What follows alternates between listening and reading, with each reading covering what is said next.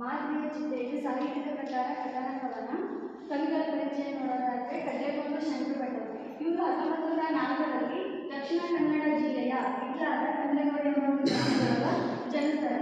ಇವರ ತಾಯಿ ಗೌರಮ್ಮ, ಇವರ ತಂದೆ ಈಶ್ವರ. ಇವರು ಮೂಲತಃ ಕೃಷಿಕರಂತ ವೃತ್ತಿಯಲ್ಲಿ ತೊಡ್ಕೊಂಡವರು. ಇವರು ಪತ್ರಿಕೋದ್ಯಮದಲ್ಲಿ ಕೆಲಸವನ್ನು ಮಾಡಿದ್ದಾರೆ. ಮೂಲತಃ ಪತ್ರಕರ್ತರು. 3 ರೀತಿಯಾದಂತಹ ಪತ್ರಿಕೆಗಳನ್ನು ಮಾಡಿದ್ದಾರೆ. ಯಾವ್ಯಾವ ಅಂತಂದರೆ, ಒಂದು ನವಯುಗ, ರಾಷ್ಟ್ರಗಳು, ರಾಷ್ಟ್ರಮತ.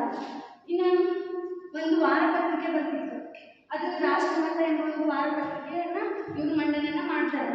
ನೆಕ್ಸ್ಟ್ ನಲ್ಪೆ ಅನ್ನೋದು ಇವರೊಂದು ಕವನ ಸಂಕಲನ ಇತಿಹಾಸವನ್ನು ಸೃಷ್ಟಿ ಮಾಡುವಂತಹದ್ದು ಆಗಿತ್ತು. ನೆಕ್ಸ್ಟ್ ಮಾನವೀಯ ಚಿಂತೆ ಈ ಒಂದು ಕಂಡ ಕಾಲದಲ್ಲಿ 4 ಭಾಗಗಳವು, 104 ಪದ್ಯಗಳನ್ನು ಒಳಗೊಂಡೈತಿ. ಇದರಲ್ಲಿ ಛಂದಸ್ಸಿನ ಬದಲಾವಣೆಗಾಗಿ 3 ಅಂಶಗಳನ್ನು ಮಾಡ್ತಾರೆ.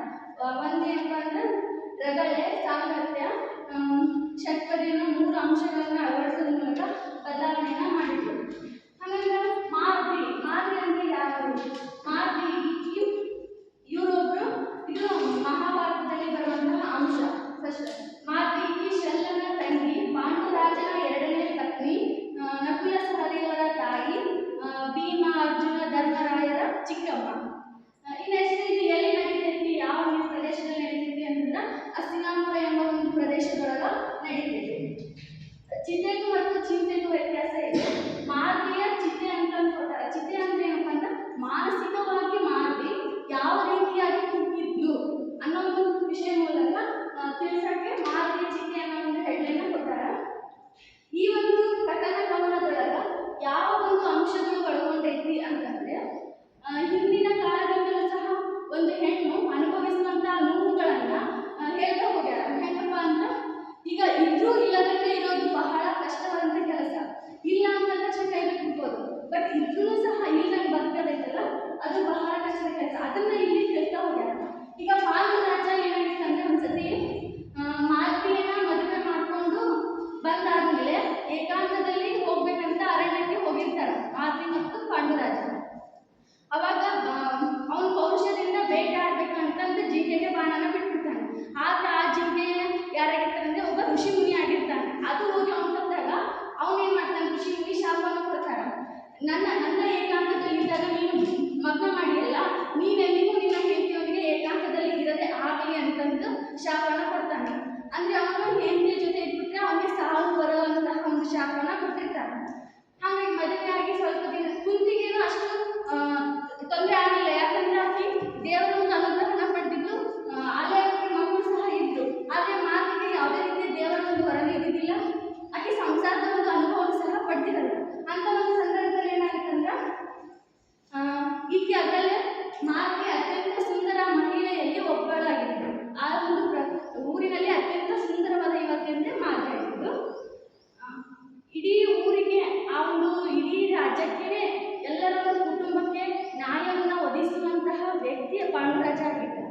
ಆಮೇಲೆ ಇಡೀ ಎಂತಹ ರಾಜ ಬಂದರೂ ಸಹ ಗೆಲ್ಲುವಂಥ ಸಾಮರ್ಥ್ಯ ಆ ರಾಜ್ಯದಲ್ಲಿ ಇತ್ತು. ಅಷ್ಟೆಲ್ಲ ಇದ್ರೂ ಸಹ ಹೆಂಡತಿಯೊಂದಿಗೆ ಸುಖ ಸಂಸಾರ ಮಾಡಲಿಕ್ಕೆ ಆಗ್ತಿರ್ಲಿಲ್ಲ. ಈಗ ಎಷ್ಟೋ ಜನ ಜಗಳ ಆದರೆ ಬಗೆಹರಿಸ್ತಿದ್ದ, ಕಷ್ಟ ಅಂತ ಹೋದರೆ ಸಹಾಯ ಮಾಡ್ತಿದ್ದ, ಎಲ್ಲ ದಾನ ಧರ್ಮ ಎಲ್ಲನೂ ಮಾಡ್ತಿದ್ದ, ಮನೆಯಲ್ಲಿ ಎಲ್ಲನೂ ಸಹ ಇದೆ. ಇದ್ರೂ ಸಹ ತನ್ನದಾದಂತಹ ಮನೋಲ್ಲಾಸ ಪಡ್ಕೊಳ್ಳಿಕ್ಕೆ ಆಗ್ತಿರ್ಲಿಲ್ಲ. ಈಗ ಒಂದು ಹೆಣ್ಣಿಗೆ ಮದುವೆ ಆದಮೇಲೆ ಅವನ ಕುಟುಂಬದೊಳಗ ಎಷ್ಟರ ಕಷ್ಟ ಇರಲಿ, ಅತ್ತೆಯಂದರೆ ಇರಲಿ, ಮಾವು ಕಡೆಯಿಂದ ಇರಲಿ, ಅಥವಾ ಫ್ಯಾಮಿಲಿ ಕಡೆಯಿಂದ ಇರಲಿ, ಆದರೆ ಗಂಡ ಒಂದು ಸಪೋರ್ಟ್ ಆಗಿದ್ದರೆ ಎಲ್ಲ ಸಹಿಸ್ಬಿಡ್ತಾರೆ. ಆದರೆ ಇಲ್ಲಿ ಗಂಡನಿಂದನೇ ಸಪೋರ್ಟ್ ಇಲ್ಲದೆ ಆಕೆ ಇರಾಕಲ್ಲಿ ಒಂಥರ ಚಿಂತೆ ಒಳಗಿದ್ದಂಗೆ ಫೀಲ್ ಆಗ್ತಿರ್ತೈತಿ. ಮನೆಯೊಳಗೆ ಎಷ್ಟರ ಕಷ್ಟ ಇರಲಿ, ನೀವು ಒಬ್ರು ಸಪೋರ್ಟ್ ಆಗಿದ್ರೆ ನಾನು ಗೆಲ್ತೀನಿ ಅಂತ ಎಷ್ಟೋ ಹೆಣ್ಮಕ್ಳು ಹೇಳ್ತಾರೆ. ಅಂಥ ಪರಿಸ್ಥಿತಿಯನ್ನು ಎದುರಿಸಿದಂಥವ್ರು ಮಾದ್ರಿ. ಅದರೊಳಗೆ ಹೆಂಗಾಗುತ್ತಪ್ಪ ಅಂದ್ರೆ, ಈಗ ಮಾದ್ರಿಗೆ ಸಂಸಾರದೊಳಗೆ ಈಗ ಪ್ರಕೃತಿ ಹಂತ ಹಂತವಾಗಿ ಹೆಂಗೆ ಹೋಗುತ್ತೆ, ಯೌವನ ಬಾಲ್ಯ, ಯೌವನ ಮುಕ್ಕು. ಈಗ ಇದು ಖಾಲಿ ಯೌವನನ ತಾನೇ ಹೊಂಟೈತದ, ಹೊಂಟೈತಿ. ಬಟ್ ಅದು ಯೌವನದಲ್ಲಿ ಯಾವುದೇ ರೀತಿಯಾದಂತಹ ಯೂಸ್ ಮಾಡ್ಕೊಂತಿಲ್ಲ ಅಂತ ಮನಸ್ಸಿಗೆ ಬೇಜಾರಾಗತೈತಿ. ಎಲ್ಲ ಇದ್ರೂ ಸಹ ಏನೂ ಇಲ್ಲದಂಗೆ ಬದುಕಕ್ಕೆ ಬಹಳ ಕಷ್ಟ ಆಗತೈತಿ ಅಂತ ಹೇಳ್ಕೊಳತ್ತಾರ. ಅವರು ಏನು ದಾನ ಮಾಡಿದರೇನು, ಏನು ಸತ್ಯ ಹೇಳಿದರೇನು, ಎಷ್ಟು ಉಪಕಾರ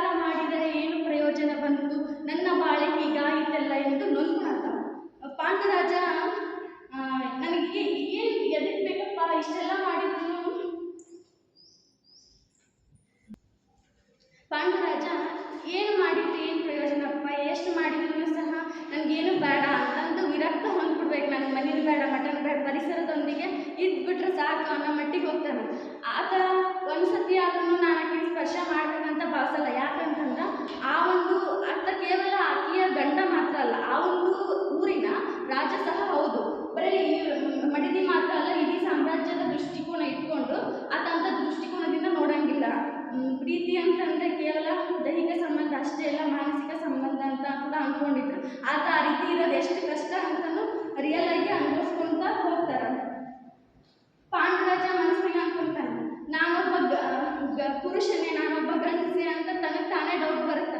ಯಾಕಂತಂದ್ರೆ ಆಕಿನ ಅಷ್ಟು ಪ್ರೀತಿಸಿ ಮದುವೆ ಮಾಡ್ಕೊಂಡು ಬಂದಮೇಲೆ ಆಕಿನ ಅಷ್ಟು ದೂರ ಇಟ್ಟು ಇವ್ರ ಪಾಡಿಗೆ ಇವ್ರು ಇರೋದು, ಅವ್ರ ಪಾಡಿಗೆ ಅವ್ರು ಇರೋದ್ರೆ ಅದೆಂಥ ಕಷ್ಟದ ಕೆಲಸ ಆಗುತ್ತೆ. ಈಗ ಒಂದು ಹೆಣ್ಣು ಎಷ್ಟೇ ಹಗಲಲ್ಲಿ ಎಷ್ಟು ಕಷ್ಟಪಟ್ಟರು ಸಹ ರಾತ್ರಿ ತನ್ನ ಗಂಡಿನ ತೋಳಿಲ್ಲ ಅಂದಾಗ ಆಕೆಗೆ ಎಷ್ಟು ನೋವು ಆಗುತ್ತೆ. ಗಂಡನು ಕೂಡ ಅಷ್ಟೇ, ಹೊರಗೆ ಎಷ್ಟೇ ದುಡ್ಡು ಬರಲಿ ಏನೇ ಮಾಡಿ ಹೆಂಡತಿ ಮಾಡಿ ನಾವು ಮಾಡ್ಕೊಂಡ್ಬಿಟ್ರೆ ಎಲ್ಲ ಕಷ್ಟ ಹೋಗ್ಬಿಡು.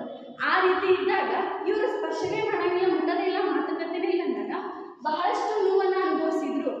ಅದ್ರ ಬಗ್ಗೆ ಹೇಳ್ತಾರೆ, ಯಾಕೆ ನಮಗೆ ಇದನ್ನ ಎದಕ್ಕೆ ಇಟ್ಟಾರ ಅಂತ ಯೋಚನೆ ಮಾಡಿದ್ರೆ ನನಗೆ ಏನಿರುತ್ತಪ್ಪ ಅಂದ್ರೆ, ಈಗ ಸಣ್ಣ ಸಣ್ಣ ಕಾರಣಗಳಿಗೆ ಮನಸ್ತಾಪಗಳು ಮಾಡ್ಕೊತಿರ್ತಾರೆ. ಈಗ ಎಲ್ಲ ಇದನ್ನು